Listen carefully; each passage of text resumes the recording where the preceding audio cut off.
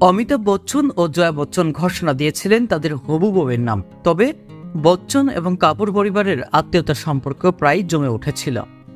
বিয়ে প্রায় পাকাপাকি হয়েছিল অভিষেক ও কারিশমার, এমনকি বাদদানও হয়ে যায় এই জুটির। তবে বনিবনা না হয় তা ভেঙে যায়।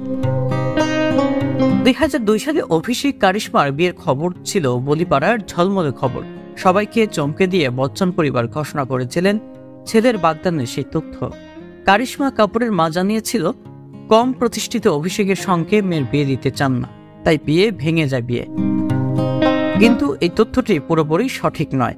ভারতীয় সংবাদ মাধ্যম থেকে জানা যায় কারিশমা চেয়েছিলেন অমিতাভের বাড়ি জলসাতে না থাকতে, অভিষেককে নিয়ে আলাদা থাকতে চেয়েছিলেন।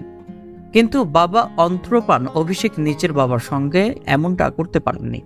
একসঙ্গে থাকাতেই বিশ্বাসী ছিলেন অমিতাভ, তাই আলাদা হতে পারবেন না বলে কারিশমাকে জীবন থেকে দূরে সরান অভিষেক। শোনা যায় কারিশমা দাবি করেন বচ্চন পরিবারের অর্ধেক সম্পত্তি লিখে দিতে হবে তার হবু স্বামীকে। এই কথাও মানেননি অমিতাভের পরিবার। কারিশমা কাপুরের আর বচ্চন পরিবারের বউ হওয়া হয়নি। পরবর্তীতে ব্যবসায়ীকে বিয়ে করেন তিনি, কিন্তু সেই বিয়েও সুখের হয়নি। কারিশমার স্বামী হানিমুনে নববধূকে টাকা দিয়ে বন্ধুর কাছে বিক্রি করতে চেয়েছিলেন। এই তথ্য অবশ্য অনেক পরে জানাজানি হয়। বর্তমানে ঐশ্বরিয়াকে নিয়ে অভিষেক মন্দের ভালো সময় পার করছেন।